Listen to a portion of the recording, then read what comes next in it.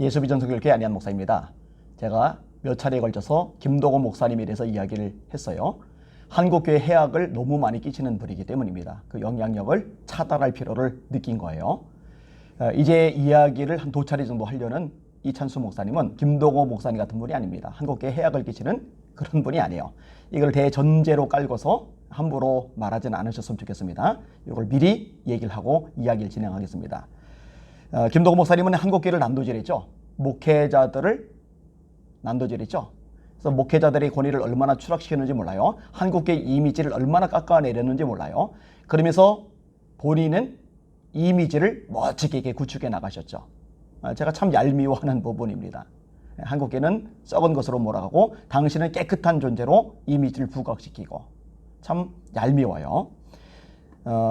이찬수 목사님은요, 절대로 한국교회를 난도질하거나 그러진 않으셨어요.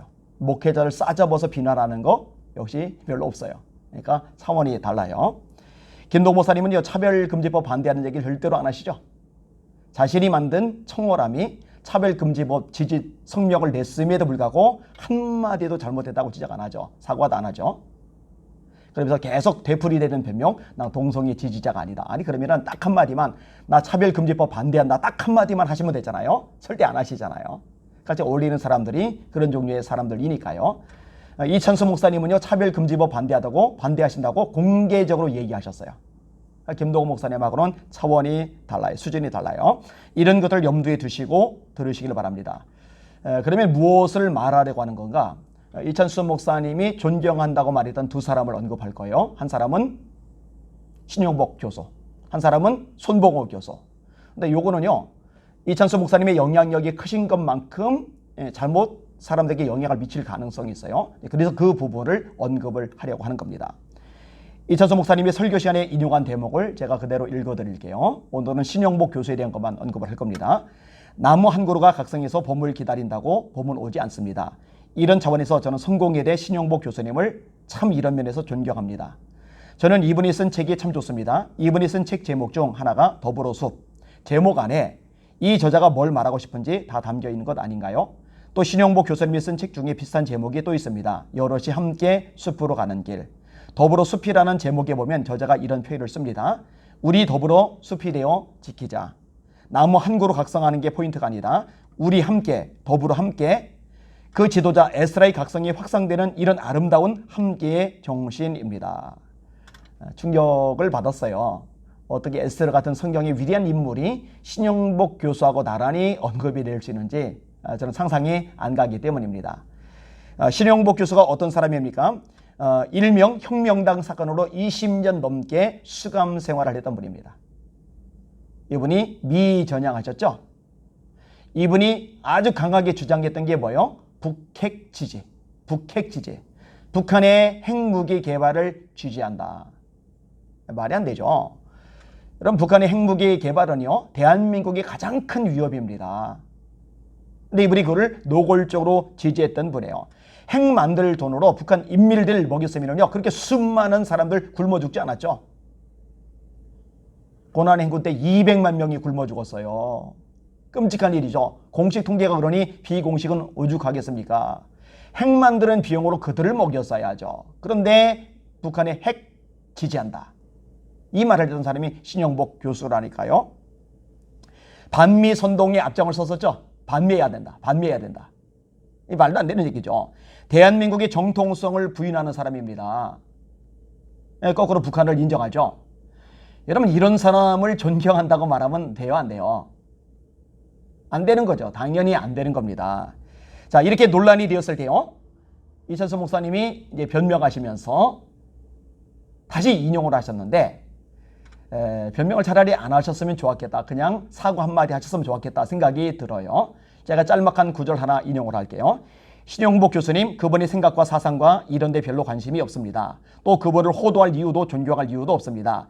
이런 책 제목을 함께의 정신으로 제목을 쓴 것에 대해서 언급을 했더니 제가 지금 빨갱이가 되어 있는 것입니다. 저는 이찬수 목사님을 빨갱이라고 생각 안 합니다. 손톱만큼도 그런 생각이 없어요.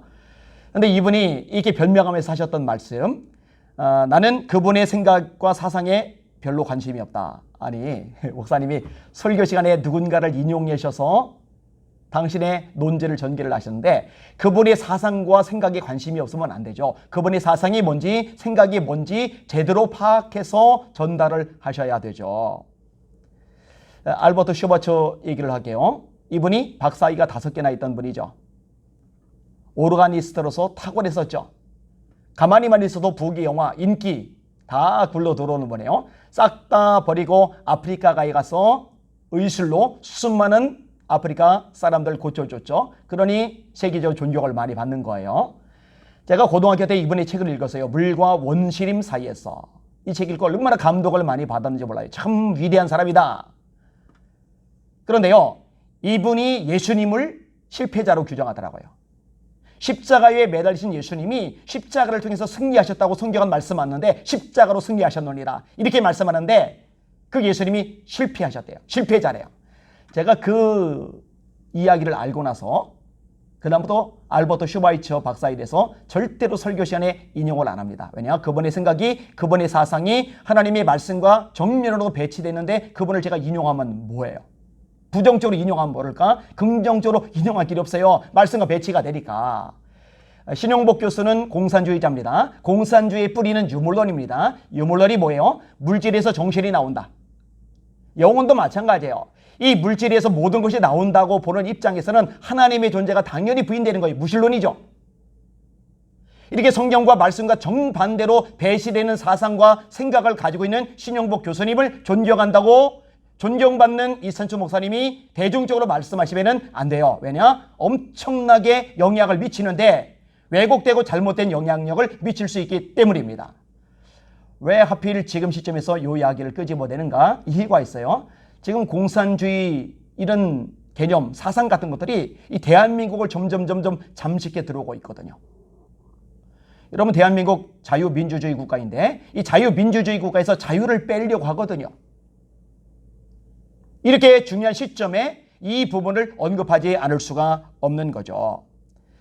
시청자분들 잘 들으세요. 우리 기준은 정치, 경제, 사회, 문화, 언론, 교육 그런 게 아니에요. 어떤 사상가, 철학가, 교수, 뭐 정치인, 뭐 시인, 뭐 대중, 비평가 이런 사람들이 아니에요.